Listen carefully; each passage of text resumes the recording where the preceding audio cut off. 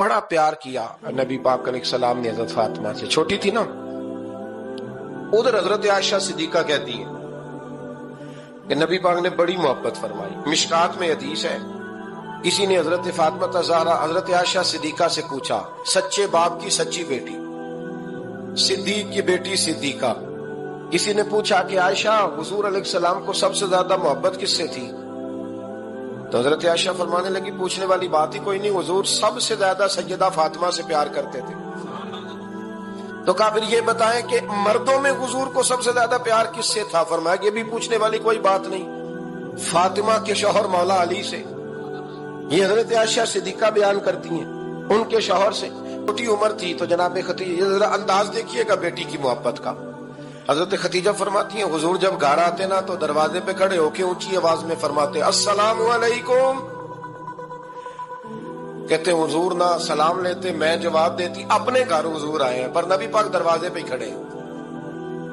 فرماتی ہیں کھڑے رہتے حضور، میں پھر تھوڑا ہنستی اور پھر میں کہتی فاطمہ سنتی ہو؟ اماں جی سنتی ہوں۔ فرمایا تمہارے ابا آ گئے ہیں دروازے پہ۔ تو فرماتی ہیں جناب فاطمہ وہاں سے دوڑ کے آتی اور رسول کریم کا دروازہ کھولتی، پھر نبی پاک کو انگلی سے پکڑ کے اندر لاتی۔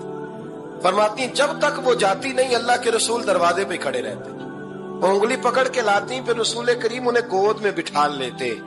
فرماتے ہیں وہ چھوٹی چھوٹی باتیں پوچھتی اور حضور ان کے بڑے بڑے جواب دیتے۔ وہ چھوٹی چھوٹی باتیں، بچپن کی ایک بات لکھی ہے ہمارے محدثین نے، ایک دن چھوٹی عمر میں، بالکل چھوٹی عمر میں حضرت فاطمہ نے پوچھا یا رسول اللہ میں اپنے رب کو کب دیکھوں گی؟ اللہ اکبر، عمر چھوٹی اور بات بڑی کر دی، میں کب دیکھوں گی؟ تو حضور نے فرمایا فاطمہ بڑی جلدی، رب کریم تمہیں جنت میں لے جائے گا اور ساری جنتی عورتوں کی سردار بنائے گا اور پھر میرا رب تجھے اپنا دیدار بھی کرائے گا۔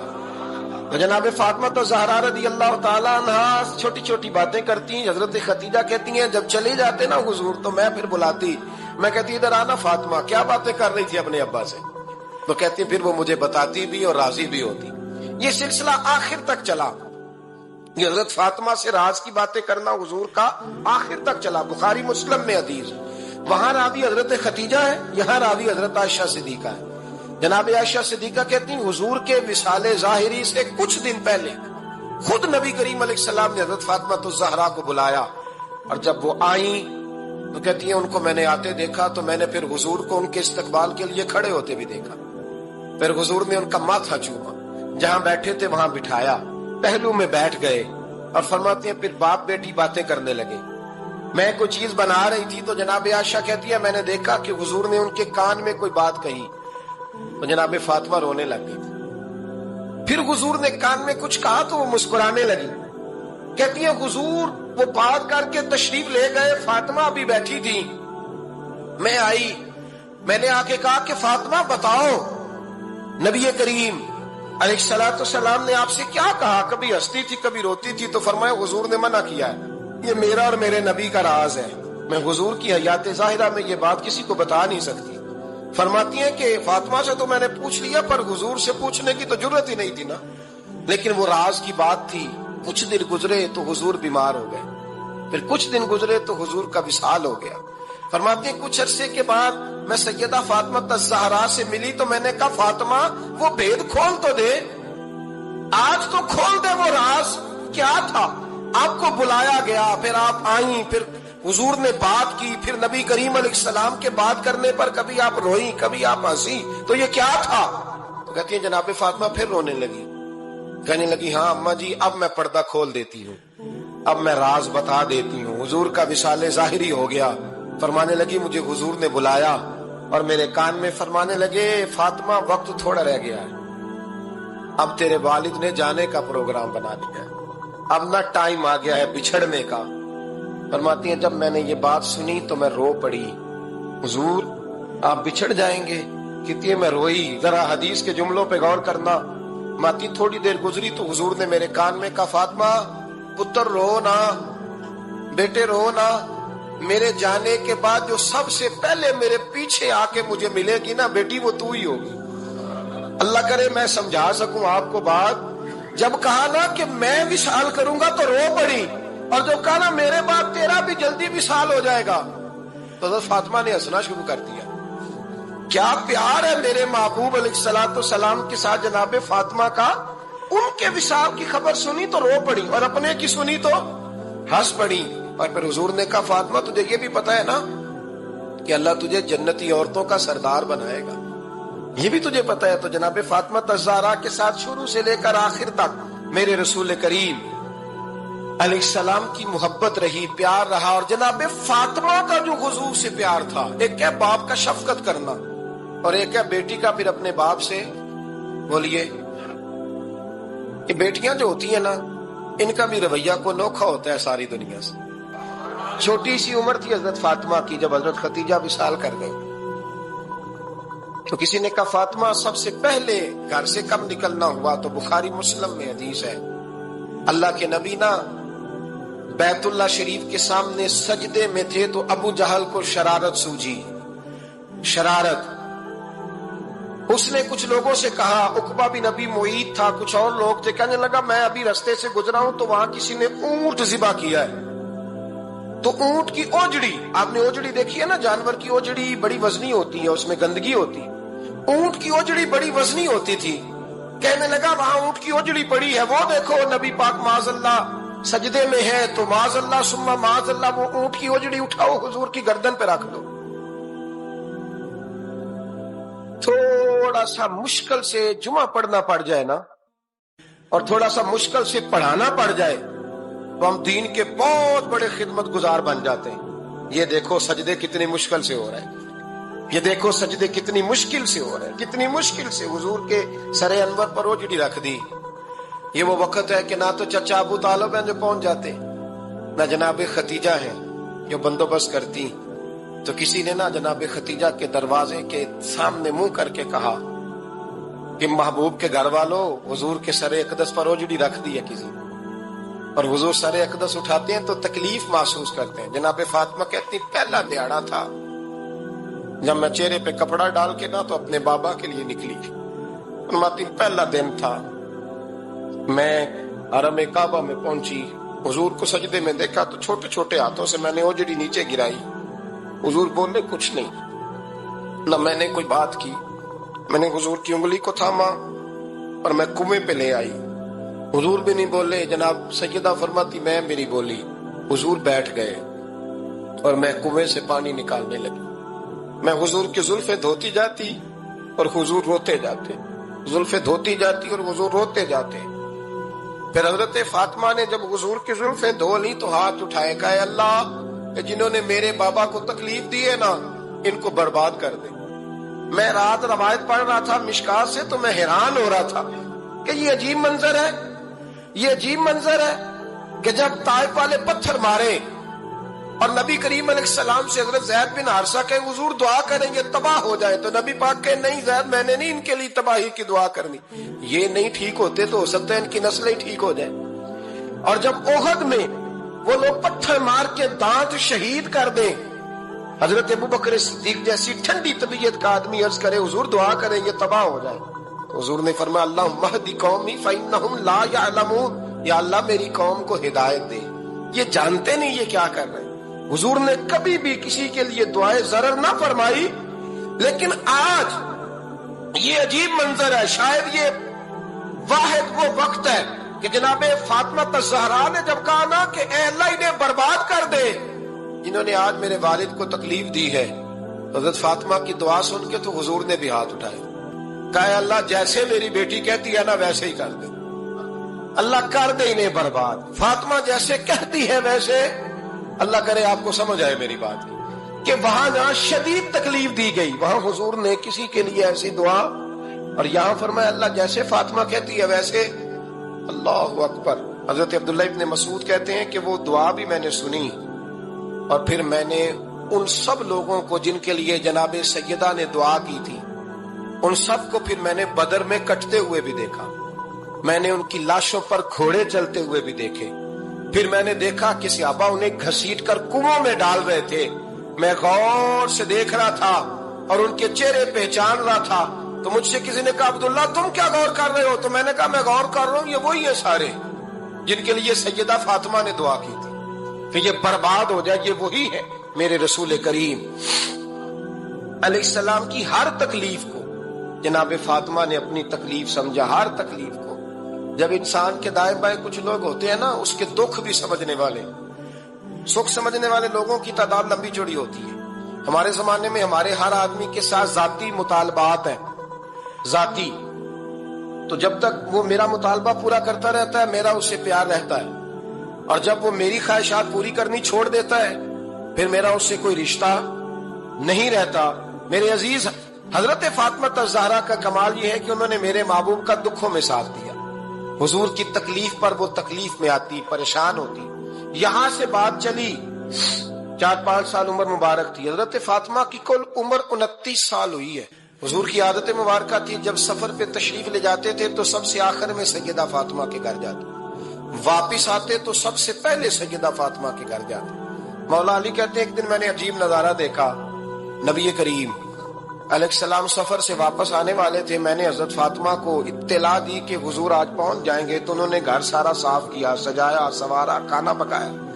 لیکن فرماتی ہیں جیسے ہی حضور اندر داخل ہوئے نا گھر کے، جناب فاطمہ نے حضور کا چہرہ دیکھا تو ہاتھ پکڑ کے چومنے لگی، اور کہتے ہیں جب انہوں نے سر اٹھایا تو ان کا چہرہ سارا آنسوؤں سے بھرا ہوا تھا۔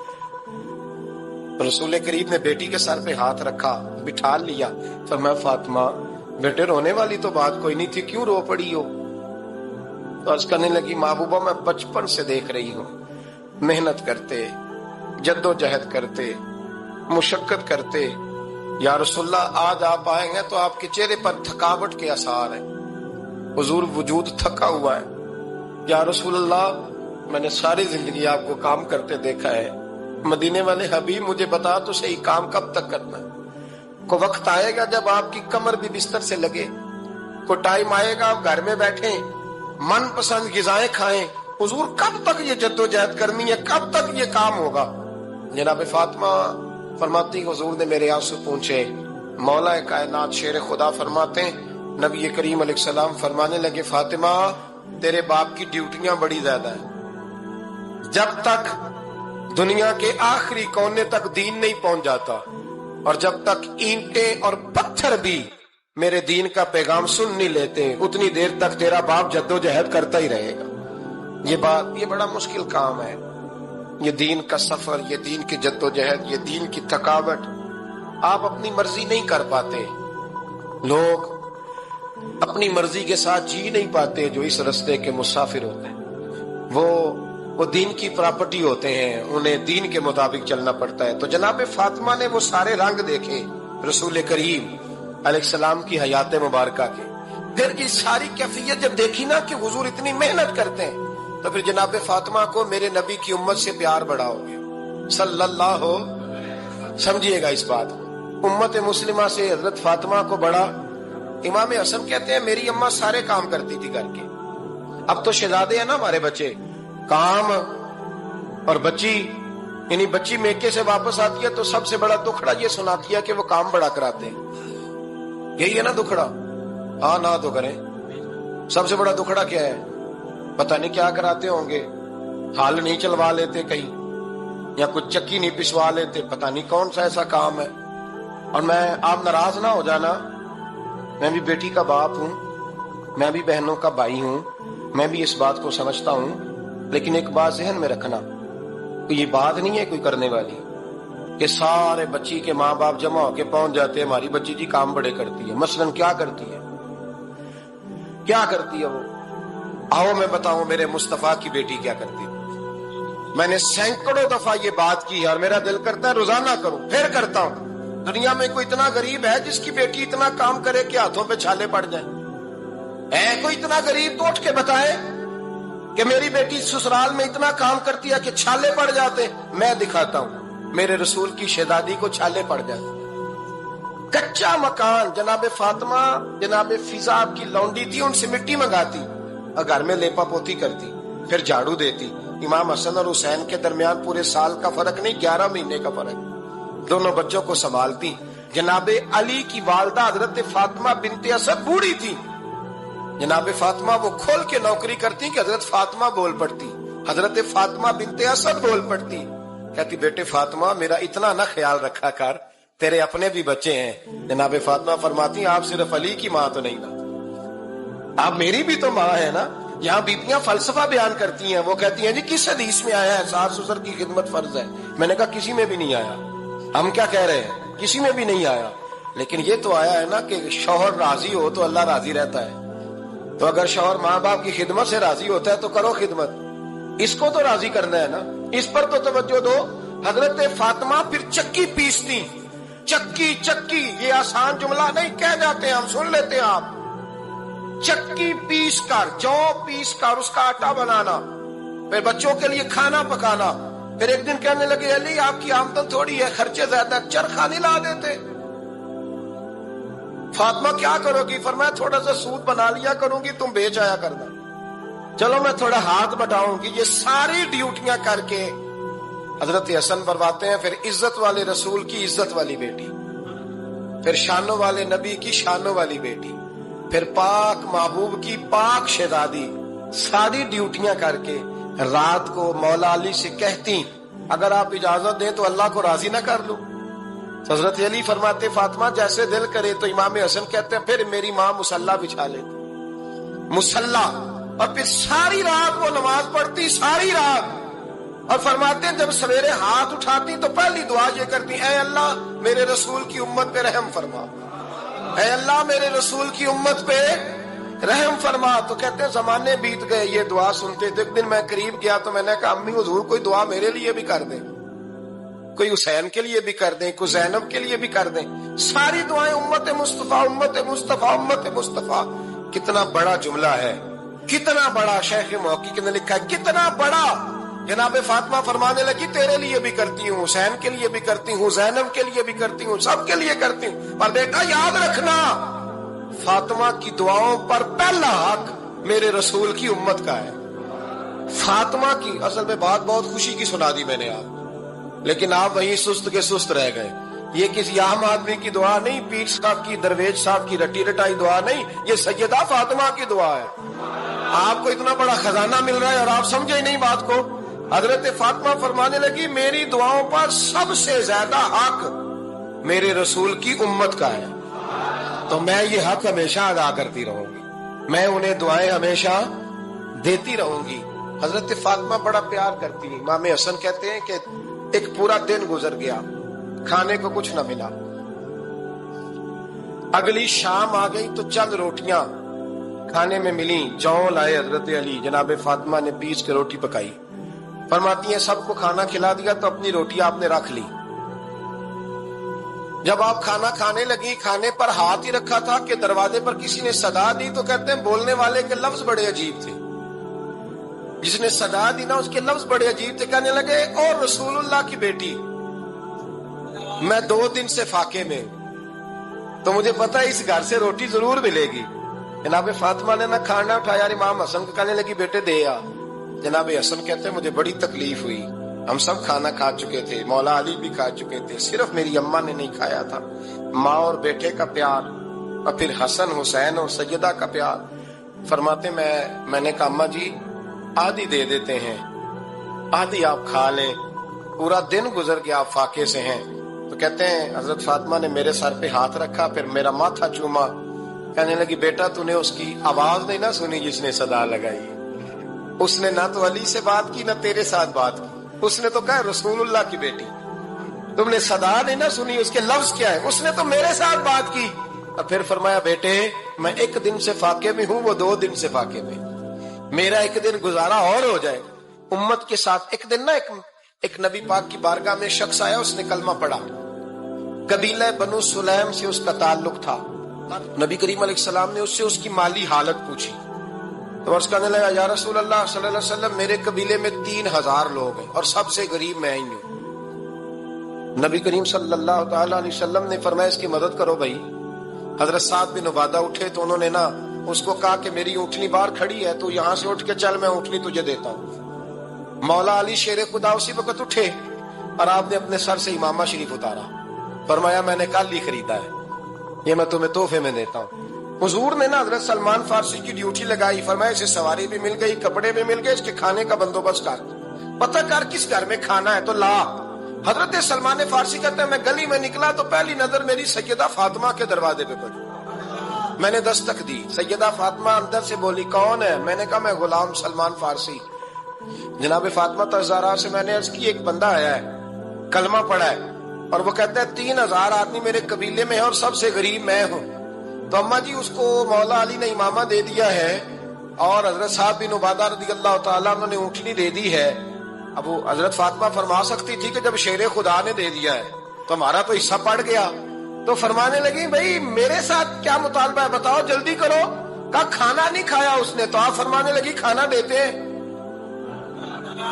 حضرت سلمان فارسی کہنے لگے اماں جی کھانے میں کیا ہے؟ تو کہنے لگی کچھ بھی نہیں, 3 دن ہو گئے حسن حسین نے روٹی نہیں کھائی, پر بڑا کچھ ہے میں دیتی ہوں. کہتے میں سوچ میں پڑ گیا کہ انہوں نے 3 دن سے نہیں کھایا, پھر بھی بڑا کچھ ہے.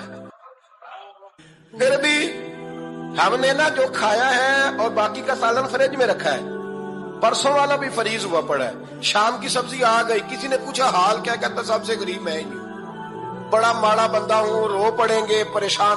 کہا بچوں نے 3 دن سے روٹی نہیں کھائی, پر سلمان بڑا دیا ہے میرے اللہ نے, بڑا کچھ ہے.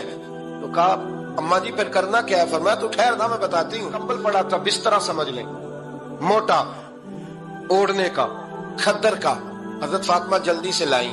فرمانے لگے یہ پکڑو اور دیر نہ کرنا, یہ ہماری گلی کے کونے پہ نا 2-4 گھر چھوڑ کے تو ایک یہودی ہے, اس کا نام شمعون ہے, وہ اس طرح کی چیزیں گروی رکھ کے یا خرید کے نا تو پیسے بھی دے دیتا ہے, جوں بھی دے دیتا ہے, گندم بھی دے دیتا ہے, سرکہ اور کھجوریں بھی. اسے دے آ, اور وہ جو سامان دینا وہ میرے پاس لا, اور لا کے مجھے دے تاکہ میں جلدی سے اس آدمی کے لیے بندوبست کروں. پتہ نہیں بیچارہ کتنے دنوں کا بھوکا ہے, پتہ نہیں بیچارہ کتنے, اپنے بچوں نے 3 دن سے روٹی نہیں کھائی, لا نہ ذرا. حضرت سلمان فارسی کہتے ہیں میں نے تھوڑا توقف کیا کہ میں آپ کا بستر لے جاؤں, یہ کمبل لے جاؤں. تو فرمانے لگی حکم ہے میرا, وہ جانا پڑے گا. جناب سلمان فارسی کہتے ہیں میں شمعون یہودی کے پاس گیا, میں نے کہا یہ کمبل لو, چاہے تو نقد پیسے دے دو, سامان خرید لیتے ہیں, اور چاہے تو اناج, جوں, سرکہ, کھجوریں جو تمہارے پاس ہے دے دو. وہ کہنے لگا یہ کس کا ہے؟ بڑا شاندار ہے, بڑا خوشبو والا ہے. تو کہا یہ مولا علی کے گھر سے آیا ہے, پاک بی بی نے دیا ہے کہ اس کو گروی رکھ لو اور مہمان کے لیے کچھ دے دو. کہا مہمان کون سا؟ کہنے لگے حضور کے پاس آ کے ایک شخص نے کلمہ پڑھا ہے اور وہ مسلمان ہوا ہے اور وہ غریب ہے, اس کو روٹی دینی ہے. تو وہ شمعون یہودی کہنے لگا میں بھی تو رات پڑھا کرتا تھا, تو آج ہی سویرے میں نے پڑھا ہے, آج ہی سویرے پڑھا ہے, ابھی پڑھا ہے. میں بڑی دیر سے حضور آئے تھے پر میری آنکھوں پہ پردہ ہی رہ گیا. مقدر سکندر کا دیکھو کہ پیاسے چلے جا رہے ہیں کنارے کنارے, میں پیاسا ہی مرنے لگا تھا. آج ہی میں نے پڑھا ہے کہ جو آخری امت آئے گی نا, اس امت میں جو رسول اللہ صلی اللہ علیہ وسلم کے قریبی ہوں گے, ان کا کمال یہ ہوگا کہ وہ اپنا پیٹ پر پتھر باندھ کے دوسروں کی مدد کیا کریں گے. یہ میں نے آج ہی پڑھا ہے اور ابھی تو نے مجھے اس کا نظارہ کرا دیا ہے. کہنے لگا یہ چادر بھی لے جا, جوں بھی لے جا, سرکہ بھی لے جا, آٹا بھی لے جا, کھانا بھی لے جا, اور اس طرح کر کے میرے پاس سے نقد بھی لے جا. اور جناب فاطمہ سے کہنا یہ سارا کچھ رکھ لے, اور انہیں کہنا کہ مجھے پتا ہے آپ قبول نہیں کرے گی پر قبول کر لے, وہ آپ کا کمبل آیا ہے تو میرا دل نرم ہو گیا ہے, میں یہ قربانی بھی دیتا ہوں اور آپ کے باپ کا کلمہ پڑھ کے مسلمان بھی ہوتا ہوں. حضرت فضا کہتی ہیں, حضرت فضا بہت سے, اور جناب فاطمہ بڑی شفقت کرتی تھی ان کے ساتھ. جناب فضا کہتی ہیں ہمارے ساتھ ہی نا 2-4 گھر چھوڑ کے ایک یہودی مسلمان ہوا تو اس کے رشتہ داروں نے رشتے توڑ دیے, ناطے توڑ دیے, سارا خاندان مسلمان ہو گیا, لوگوں نے ملنا گلنا چھوڑ دیا. فرماتے ہیں کہ اس کی بیوی فوت ہو. علیہ السلام نے جب ان کو لے کے حضور داخل ہوئے تو جناب فاطمہ نے آنکھیں جھکا لی, پردہ کر لیا.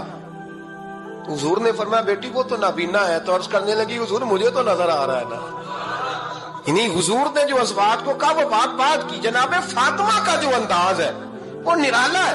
تو حضرت علی کہتے ہیں جناب فاطمہ نے جواب دیا کہ بہترین عورت وہ جسے نہ کبھی غیر محرم دیکھا ہو اور نہ غیر محرم نے کبھی, وہ بی بی نے بھی کبھی غیر محرم بندہ نہ دیکھا ہو, دیکھا ہی نہ ہو اس نے. یہ پوائنٹ ذرا مشکل ہے, سمجھنے والا ہے. تو حضرت علی کہتے ہیں میں وہاں سے گردن جھکائی اور بیچ آ کے بیٹھ گیا, بات ابھی جاری تھی. حضور نے فرمایا آتا ہے کسی کو جواب؟ تو کہتے ہیں میں نے ہاتھ کھڑا کیا, میں نے کو حضور آتا ہے. تو حضور مسکرا پڑے, فرمایا چل بتا. میں نے عرض کی حضور بہترین عورت وہ ہے کہ نہ کبھی اسے غیر محرم نے دیکھا ہو نہ اس نے کبھی غیر محرم دیکھا ہو. تو حضرت علی کہتے ہیں شاباش مجھے ملنی چاہیے تھی نا. حضور مسکرا پڑے, کہنے لگے میں نے تو پہلے کہا ہے فاطمہ تو بدعت منی, فاطمہ میرے جگر کا ٹکڑا ہے, میں نے تو بڑا پہلے کہہ دیا ہے. تو کہتے ہیں صحابہ میری طرف دیکھنے لگے کہ یہ تو تعریف فاطمہ کی ہونے لگ گئی ہے. تو میں نے کہا کیا کریں, اس محبوب کو بتایا ہے جس کے لیے اللہ نے کوئی پردہ رکھا ہی نہیں, سارے پردے کھول دیے. حضرت فاطمہ کے وصال کا وقت آیا, انتقال کا, تو حضرت اسماء بنت امیس کو بلایا اور بلا کے فرمانے لگی تو مجھے غسل دینا اور سوائے میرے شوہر مولا علی کے کسی اور سے مدد بھی نہ لینا. اور فرمانے لگی میں نے حبشہ کے بارے میں سنا ہے کہ وہاں جب بیویوں کا جنازہ اٹھتا تھا تو وہ لوگ چارپائی کے اوپر یوں کر کے اس طرح کر کے لکڑیاں لگاتے تھے, نیچے باندھ لیتے تھے اور لکڑی میں لچک ہو تو اوپر جا کے پھر اس کو باندھ دیتے تھے تو پردہ بن جاتا تھا. فرمایا میں نے علی کو بتا دیا ہے, تمہیں بھی بتا رہی ہوں, جنازہ میرا رات کو اٹھانا اور لکڑیاں لگا کے نا تو اوپر پردہ کر لینا, میرے وجود پر پڑی ہوئی چادر پر بھی کسی کی نظر نہیں پڑنی چاہیے. رات کو جنازہ اٹھانا اور رات کو مجھے دفن کر دینا. مدینہ منورہ میں حضور کے وصال ظاہری کے 6 ماہ بعد جناب فاطمہ الزہرا کا جنازہ اٹھا. تو مسجد نبوی شریف سے ایک شخص اپنی داڑھی آنسوؤں سے بھگوتا ہوا نکلا. حضرت ابوبکر صدیق نے کھڑا کر کے پوچھا کیوں نبی پاک کے چچا عباس روتے کیوں ہو؟ حضرت عباس کہنے لگے پہلے حضور گئے تھے, اب نبی پاک کی تصویر بھی چلی گئی. کیا ہوا؟ کہ جناب فاطمہ کا وصال ہوا. پھر سے ایک دفعہ مدینے میں رات آئی, پھر سے شام ہوئی, پھر سے جنازہ اٹھا. شیر خدا علی المرتضیٰ رضی اللہ تعالیٰ عنہ نے, حضرت عباس نے, حضرت قسم الدین عباس نے, حضرت عبداللہ ابن عباس نے تدفین سے فارغ ہوئے. ایک روایت ہے کہ حضرت عباس نے جنازہ پڑھا اور ایک مستند روایت ہے کہ حضرت ابوبکر صدیق نے جنازہ پڑھایا. اور جب جنازہ پڑھا کر کے باہر نکلے تو حضرت علی شیر خدا کی آنکھوں میں آنسو تھے. اتنے کالی روتے کیوں ہو؟ فرمانے لگے صرف فاطمہ نہیں گئی, مصطفیٰ کریم کی امت کے لیے دعائیں کرنے والا ایک بڑا ہاتھ رخصت ہوا ہے, ایک بڑا ہاتھ. جناب فاطمہ الزہرا نے 29 سال کی عمر مبارک گزاری. میں نے پہلے بھی ایک دفعہ یہ موضوع بیان کیا تھا تو میں نے بات کر دی تھی, کیونکہ میں نے نہیں کی, وہ بات کسی اور کی ہے, کرنی بڑی ضروری ہے. علامہ اقبال کہنے لگے, اسرار بے خودی میں لکھنے لگے کہ فاطمہ جو تو نے کیا ہے وہ کوئی نہیں کر سکتا. اقبال کہنے لگے فاطمہ جب تجھے دیکھتا ہوں نا تڑپ اٹھتا ہوں. کہنے لگے اے فاطمہ میرے رسول کریم نے نا میرے پاؤں میں شریعت کی زنجیریں باندھ دی ہیں, اگر مجھے شریعت منع نہ کرتی, حضور پابند نہ کرتے تو میں کعبے کا طواف نہ کرتا, تیری قبر کا طواف کرتا. فاطمہ تو نے 29 سال میں وہ انقلاب برپا کیا, امت پر وہ رحمت کی.